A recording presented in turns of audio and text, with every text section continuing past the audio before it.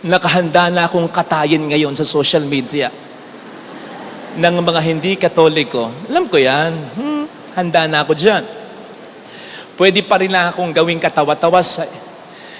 Pero ang punto ko lang, lalo na para sa ating mga Katoliko, sinong paniniwalaan ninyo?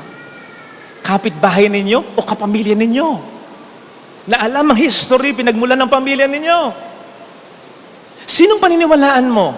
Sila? Hindi naman lahat, pero minsan marami din. Na kapag nagkasama-sama, pag sumasamba, ang pinag-uusapan ay tayo. O tayo ang paniniwalaan mo, na kapag tayo nagkikita-kita, hindi natin sila pinag-uusapan. Ngayon lang. Nagkataon lang. Sapagkat hindi dahil wala tayong pakialam sa kanila, kundi dahil nire-respeto natin sila. Sinong paniniwalaan mo?